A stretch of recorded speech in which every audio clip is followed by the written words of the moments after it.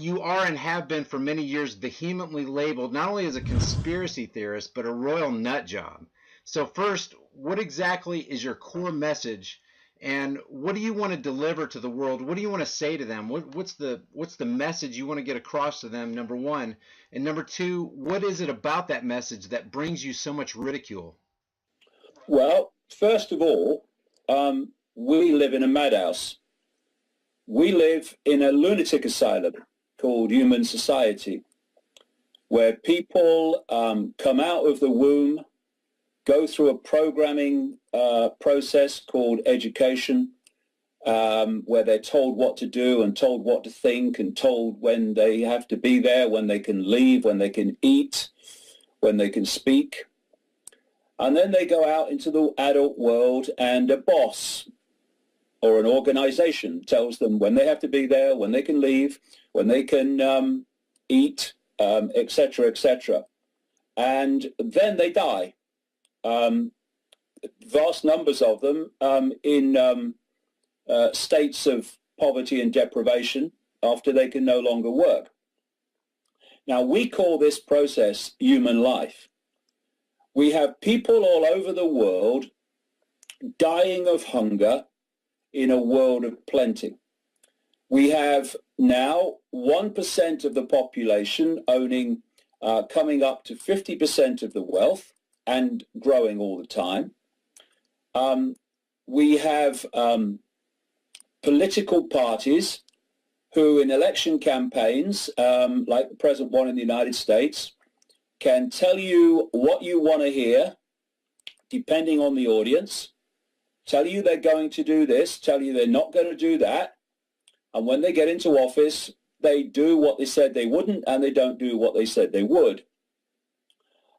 We have a situation where this system of what I call take, make, and throw away, all the time, take more resources, turn it into more things, sell more things, throw away more things, to worship the god of economic growth, is destroying the planet.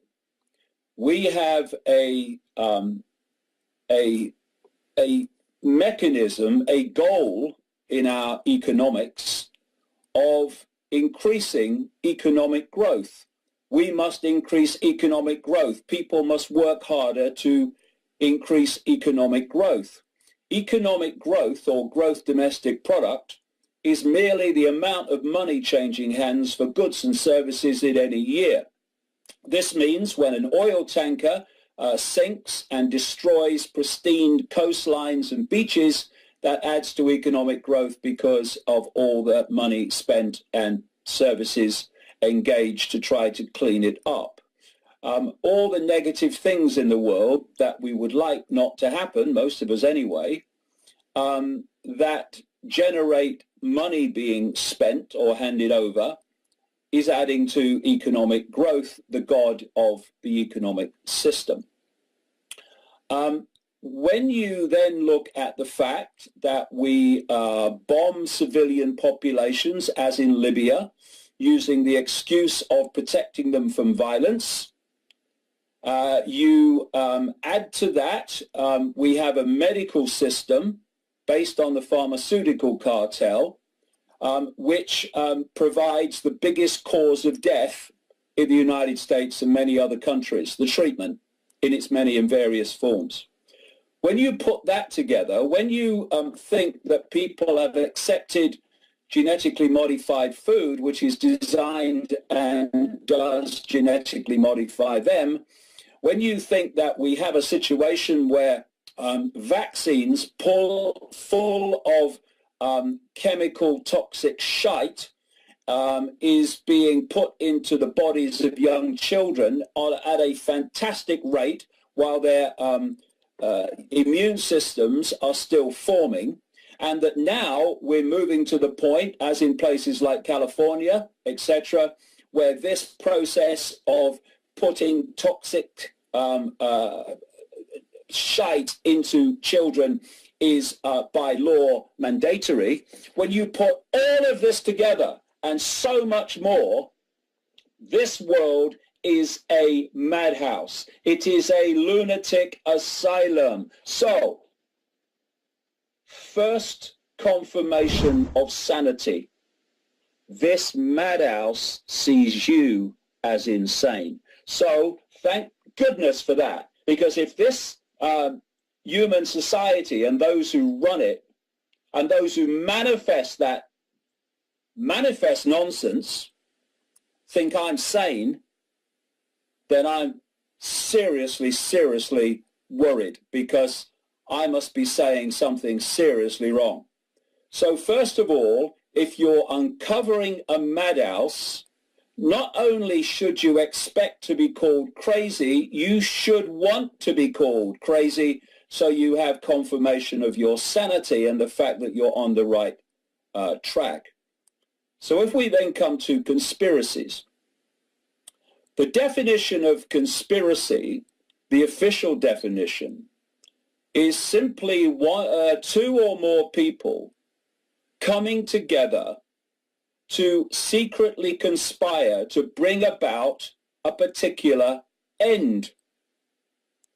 On that basis, we are drowning in conspiracies. A conspiracy theory, official definition, is simply the suggestion that groups of people come together to secretly manipulate in the background to change society or make things happen that they wish to happen or change. On that basis, we are drowning in conspiracies. And of course, if you look at the background, the term conspiracy theory or theorist came into wider use thanks to a specific campaign by the CIA in the 1960s to discredit those who quite rightly were exposing and questioning the ludicrous official story of the assassination of JFK, of Martin Luther King, of Malcolm X, of Bobby Kennedy, etc., etc. So, when the mainstream, which is the mainstream of the madhouse, whether it's media, politics, corporate entities, banking, whatever it is, when they call you crazy, you know you're on the right track. And, what I would suggest much of the alternative media needs to do is have a look at itself and question whether in so many areas it is a mirror of the mainstream that it so reviles and despises. Because what the mainstream does in all its forms, it takes the official version of everything as its norm. So it takes madness as normal. And if you are if you're brought up in a crazy house, a madhouse, and that's all you've known since birth, then crazy is your normal. To you, crazy is normal because it's all you've ever known. When someone comes into that crazy house and says, "Hey, this is crazy," then you see them as crazy because they are talking about something that's outside your normal. So normal, which is kind of used as a label of confirming your sanity, oh, he's normal, is actually merely the perception of something, including the world, that you have developed as a result of your experience. If you're brought up a Muslim, then pointing to Mecca 5 times a day is your normal. If you're brought up a Christian, then going to church on Sunday is your normal. It's only what you have normally experienced, normally heard throughout your life, that constitutes your sense of normal, thus your sense of what is rational, what is true, what is credible. So the alternative media, I would suggest, also needs to look at itself and ask itself what its normal is. Because people like me who are questioning everything and seeing if it stands up to that questioning, are as ridiculed by much of the alternative media as we are by the mainstream. Why? Because the mainstream has a normal. And the alternative media, a great chunk of it, also has a normal. Big part of the alternative media in America comes from the Christian perspective. So it's coming from the Christian normal. Other parts of it come from the scientific perspective of normal. So when you're questioning the official view of science, then you're not normal. And so it goes on. And this perception of normal, this attachment to your sense of what is credible based on your own normal, just creates the same prisons, the same perception prisons all over society, while using different labels and using different normals, but the process is exactly the same. I have a normal, therefore you're talking outside of my normal, you must be wrong, you're either mad or dangerous or on the make.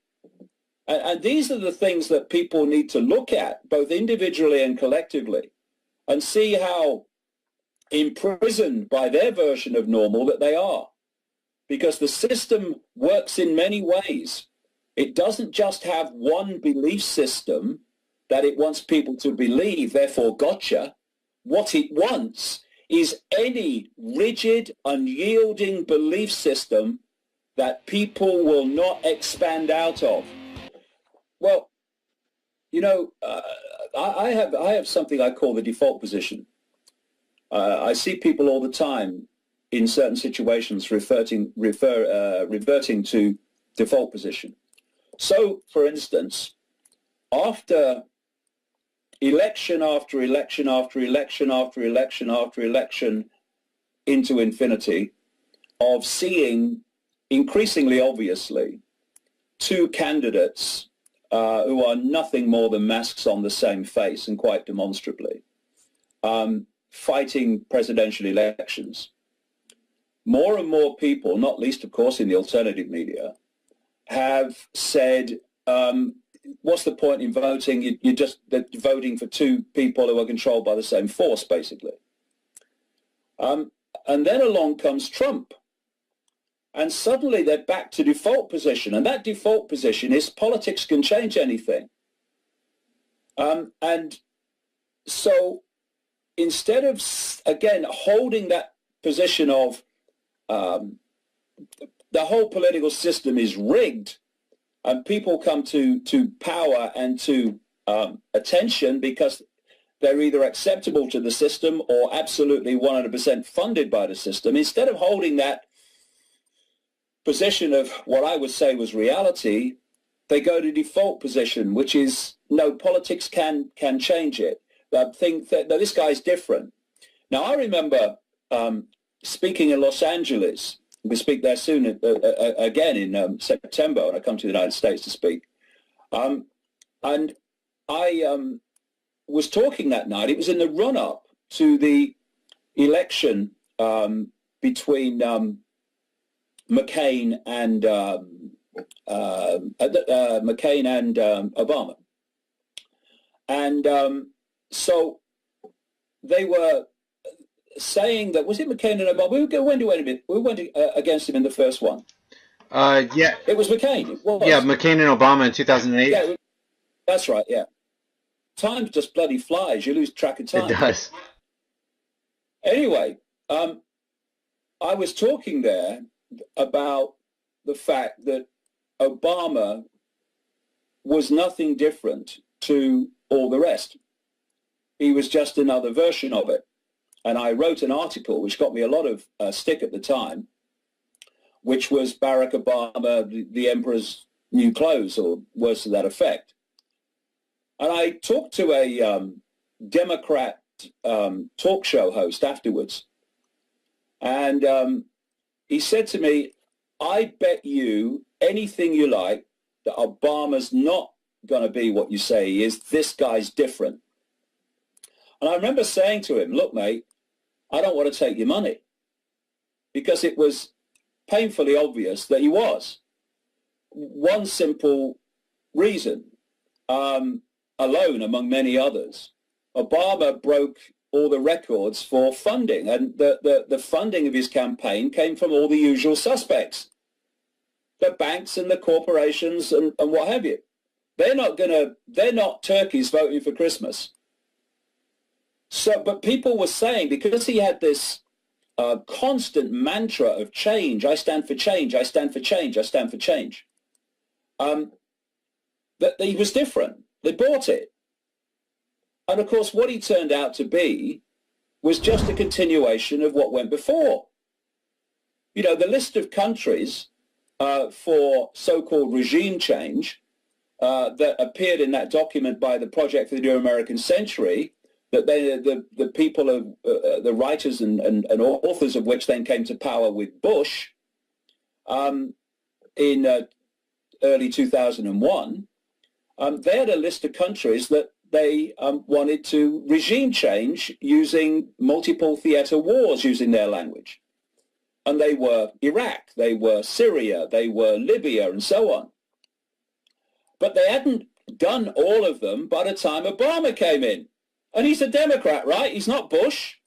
And what has he done? He's continued to do the same, to pick off the same countries on the list. So it's a one-party state masquerading as a so-called free democracy. So when another person comes along, like Trump, I can see the way that people think, no, this guy's different. But let's ask a few things here. First of all, it's no good the alternative media saying that, quite rightly, the whole financial system, banking system, financial system is controlled by a network of the hidden hand, and creates money out of nothing on computer screens, and thus basically creates money as a debt to start with, which is the foundation of so many of the human problems and so many of the aspects of human control. But here we have a guy who claims to be a billionaire, who's made his fortune overwhelmingly in property and things like that, which requires enormous amounts of cash flow from the financial system. And if Donald Trump wasn't serving that system and wasn't at least, the very least, acceptable to that system, then they could have crushed him any time they wanted. And yet I see people saying that although this guy's done all this, although he's been connected to some very, very shady people in his life, that somehow he's different. Now, are you saying are you saying they could have crushed him anytime they liked because they can tap into unlimited resources and crush him? Is that the reason they could? They have the power to do that? If you control the financial system on the scale that they do, you can crush anybody. You can crush anyone financially. When you control things like the IRS, which this same network does, one of their great ways of destroying people without people realizing that that's what's happening is to send the IRS in. I've met many people over the years, whistleblowers, who've been told that there are consequences and will send the IRS in and do an audit if you don't shut up. So there are many and various ways that Trump could have been crushed by this network that controls finance and taxation and all of it. And so I think it's incredibly, in so many ways, naive to think that this guy has come out of nowhere. I mean, look back to 2008, mate, and it appeared that Obama had come out of nowhere. These people do. And at the very least, Trump is acceptable to them. And some of the things that he said about, like, for instance, killing the families of terrorists, I mean, it's just bizarre, ludicrous. And, you know, I've been researching all this now for 26 years nearly. And, you know, one of my rules is don't judge every step at the moment the step's being taken. And we're not really going to have a really sound fix on what this Trump thing is all about until after the conventions. And we see what comes out after that and which way it goes. Because the political system is totally, totally rigged. And therefore, if someone is coming through the political system and is able to fund it all, then there's a reason behind it. And that would be, and it's not just spontaneous. And that would be an automatic red flag to you, correct? It would be a red flag to me. And I'll tell you this too.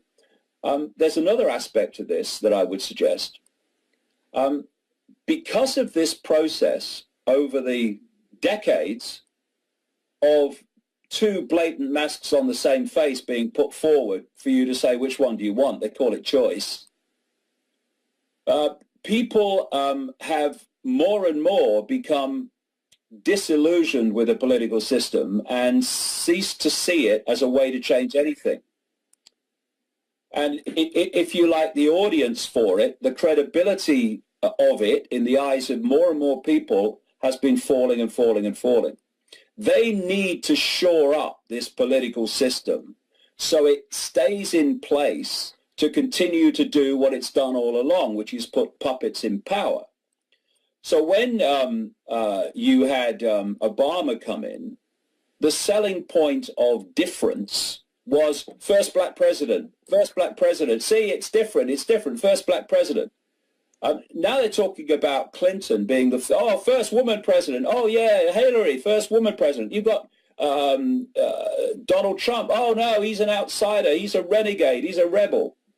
And it seems to me akin to a stage show in a theater that started to lose audience. Not as many people are coming. So you get around a table and you think, how do we get people in? What gimmicks can we use? What methods can we use to entice people in so we fill the seats? And in terms of a focus on the political system, Trump, Clinton, Obama have been godsends when it comes to actually the election campaign and maintaining an interest in it. And sort of on their part, kind of shaking things up a little bit. In the background. Yeah, because in Rome and Greece, it was give them bread and circuses. As long as they're enamored with the show, you can do a little sleight of hand over here and kind of get away with what you want to get away with if you're the elite. Yeah, well, exactly that. And, you know, what we've had recently with the trouble at the Trump events with people protesting and Trump supporters hurling abuse back, the abuse going both ways and stuff. I put a picture on my website when that happened, and it was a line of puppets with strings attached, and that's what the system wants. It's classic divide and rule. People are being manipulated to hurl abuse at one group of their fellow Americans, and abuse is coming back to their group of Americans. And it's over a complete irrelevance, in my view. An irrelevance because in the end, whoever gets into the White House, what the elite want will happen unless the people stop it. And we're not going to stop it by people fighting with each other and allowing themselves to be divided and ruled into irrelevance. we're going to stop it by all these people who bought these manufactured sides realizing that's what they've done and putting their hostility down, putting their weapons down, whatever analogy you want, and coming together and realize that Clinton supporters, Trump supporters, Bernie Sanders supporters are all being manipulated in the same way to conclude that the political system is a way of changing anything. Yeah, well, if you look at Bush and Obama, given Obama's still in at the moment, during the Bush administration, you quite clearly had a group, not even much of it, even in the background, on public display, a lot of it, which were called the neocons or neoconservatives. They were the people behind the Project for the New American Century document, which said we want this to happen, and they came to power with the Bush administration, and what happened? It happened. And it's continuing to happen under Obama. Referring to 9/11 there. Yeah, exactly. Referring to 9/11 on the PNAC document, is that true? Yeah, I'm referring to 9/11, where they said in this document to justify and get basically public support for all these regime change wars that we want, we need a new Pearl Harbor. And of course, 9 months after they came to power, 1 year to the month after that document was published, they had their new Pearl Harbor, indeed what Bush called the Pearl Harbor of the 21st century. And as a result of that, they've been able to justify a so-called war on terror, which is actually just a war of terror, and to go into these list of countries that document contained. But the neocons have an equivalent in the Democratic Party, which I call the democons. It includes people like Zbigniew Brzezinski, etc. The Clintons are in there, George Soros, these sort of people. And they are the neocon organizers and handlers of the president in the Democratic Party. The key thing is that if you go to the next level or the next depth of this structure, the neocons and the democons answer to the same master, the same force.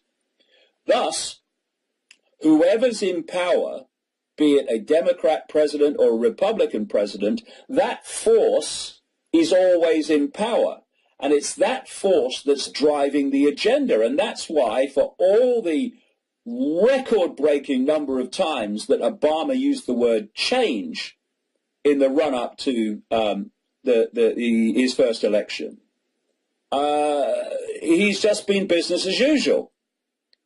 And it's that force, that network behind the two parties, same happens in Britain, that people need to focus upon, because they're quite happy with people fighting over whether it will be this puppet or that puppet, because that focus means that people are actually accepting that if they vote for that puppet as opposed to that puppet, the outcome will be different.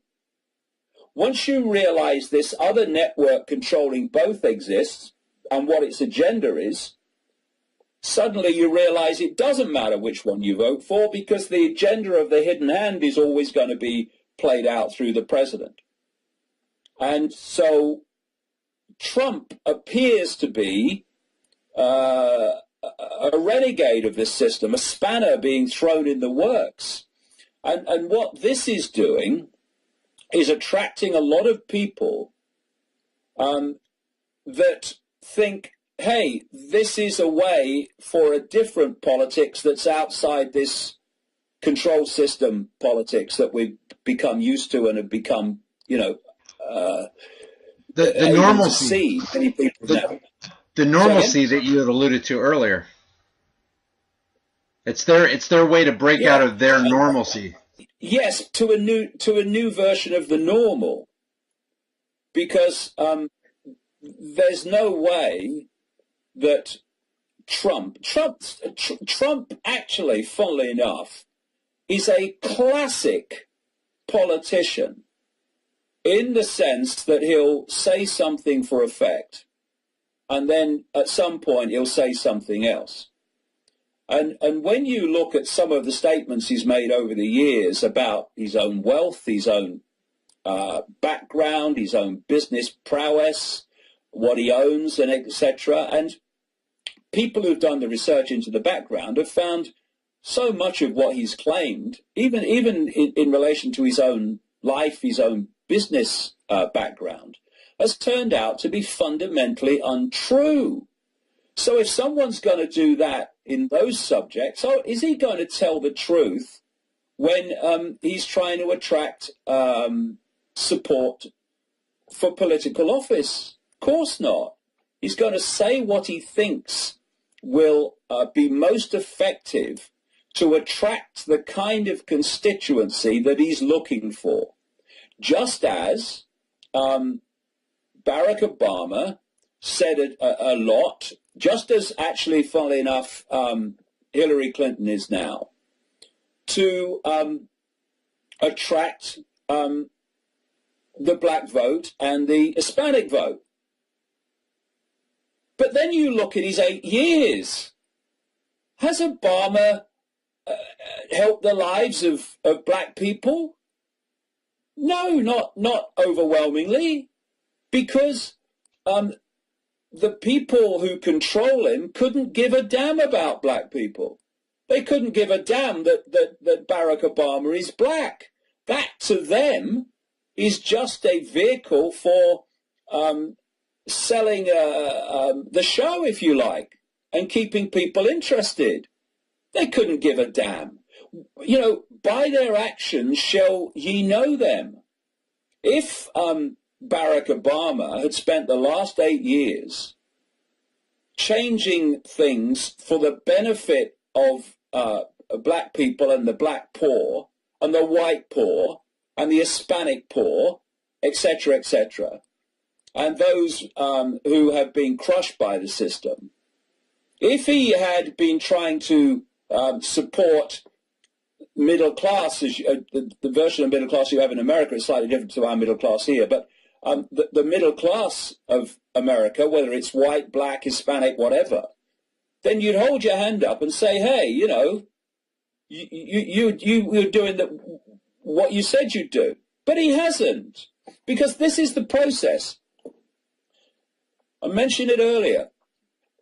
During the election campaign, you tell people, particularly the people that whose votes we're going to get you in, you tell them what they want to hear. They vote for you.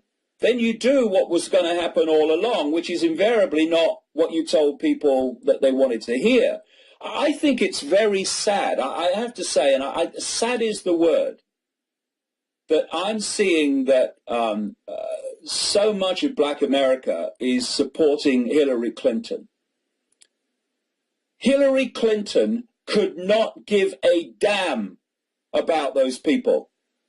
But because she's trying to get the Democratic vote, she has to tell them what they want to hear to get their support, to get in office, to then do not as she likes, but as those behind her like. And I would call Hillary Clinton evil, except that I would expect to be sued for defamation of character by evil. I've been tracking this lady and her background now for 25 years.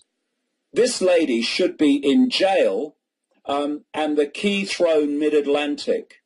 Instead, she is running for office and is very possibly going to be the next president of the United States if she can keep at bay all that there is to come out about her.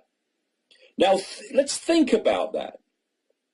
We have someone who is so monumentally pure, undiluted evil for what she's done over decades, who, while the Clintons, including her husband, were so-called fighting the Bushes and the other party, the Republicans, they've always been close friends, business associates, and fellow drug runners. in places like the MENA scandal and in Arkansas, when the Clintons were, Bill Clinton was governor, and she was big in the biggest law firm that was so corrupt it's breathtaking.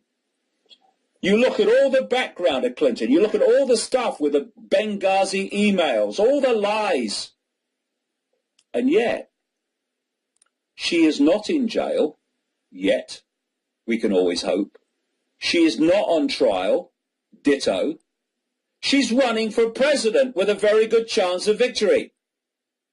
Now, you tell me, people, that a system that is so stitched up that a criminal of her global historic magnitude can be running for president instead of running around the exercise yard in a top security prison, and yet, that same system would allow Donald Trump to get this far if he was unacceptable to that system. Not in my reality. That's all I can say. Not in my reality. Let me just change kind of the tenor of this, but kind of stay on the thing that you were talking about as far as elections. In 2008 and 2012, there was a guy who ran for the presidency named Ron Paul. Now, I had personally met Ron Paul and had a couple of discussions with him. He was operating under the Republican platform, but he was clearly a libertarian who was coming out against the Federal Reserve and all the government indiscretions. As a matter of fact, he had a little placard on his desk in Congress that said, "Don't steal, the government hates competition." So he was always putting the spotlight on government. What's your take on Ron Paul? How do you feel about him and what his ideology was? Well, you look at Ron Paul, who was coming from more the Republican perspective, and you look at Bernie Sanders, who's coming from more the Democrat perspective. And in many ways, they're similar in this way. They are saying things that are demonstrably true about the banking system, about the inequity of the system, about the corruption of the system. And on that level, round of applause. But of course, there are other things that they say. I mean, Bernie Sanders buys the global warming lie and what have you. And there are things that about both that I would disagree with. But at least they were highlighting, in terms of Bernie Sanders, is highlighting some things that are, like I say, are demonstrably true. And Sanders has stood up and said some good things over the years since the economic crash of 2008 with regard to the banks, with regard to corporations and the extraordinarily small levels of tax, if any, that they pay when the struggling people have to pay taxation or they get prosecuted. But of course, anyone who is saying anything that is exposing the system in any way, and both of them are in their various ways, is not going to be allowed to get anywhere near office.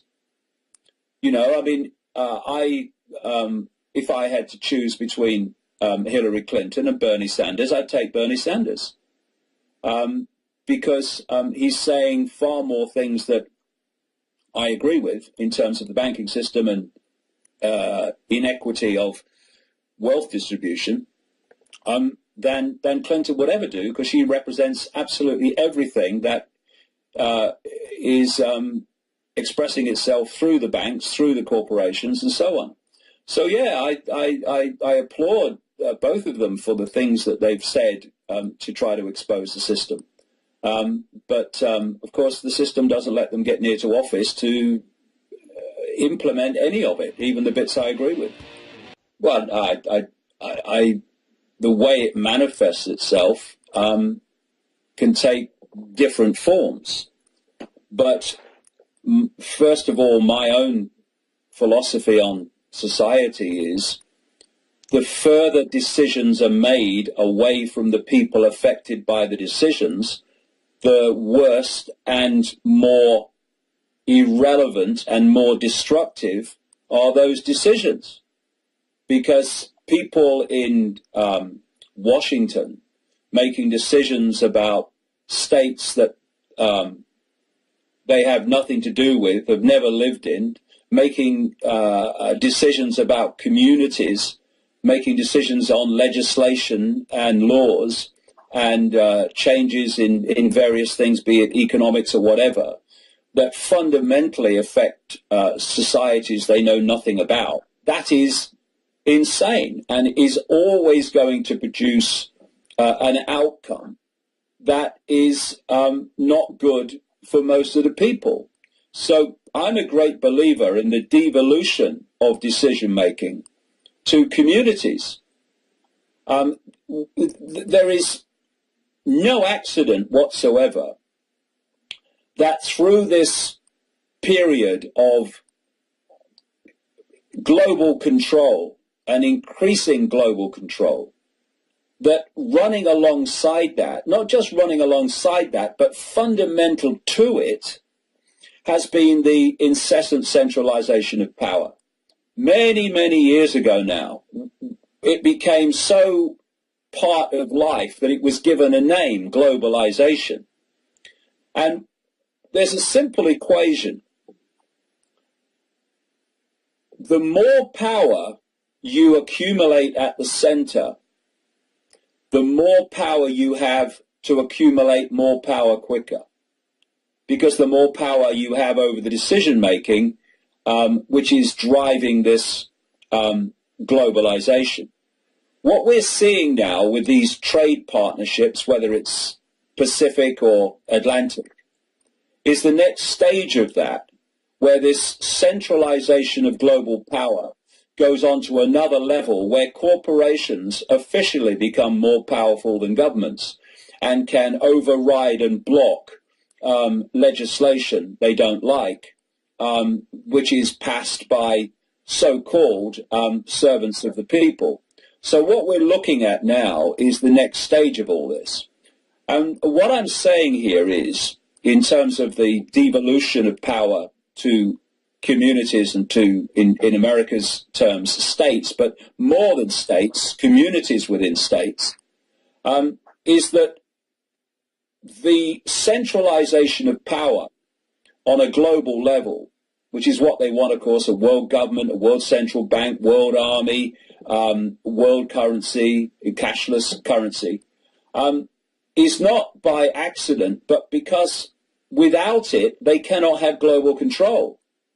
The idea is to move incessantly, as they are currently, towards a situation where a handful of people is dictating to every community through a structure of world government controlling world institutions across the great spectrum of society, things like the World Trade Organization and the World Health Organization are forerunners, they're stepping stones to these vast agencies of world government dictating health policy, trade policy, all these policies to every community all over the world. That's the idea, and it's not only the idea, it's blatantly unfolding before our eyes. So what they don't want is devolution of power, because some force at the center cannot dictate to everybody globally, because they can't control all the diverse decisions that are being taken by different groups and people all over the world. They've lost control because they've lost control of the decision making. And you know, you look at a subject in, I don't know, Montana, and you look at the same subject or situation in Texas or Florida, or even a community within those states, and what is right in terms of the way that subject or situation is responded to and dealt with and organized will be very different in Montana to what it will be in Florida because of the situations in the different places. And that would be a nightmare to any centralized cabal, especially a global one. Where do you start trying to keep control of all this diversity? So the idea is it's a one-stop shop. What is imposed upon Florida is imposed upon Montana, even though it's not appropriate for those people in that situation.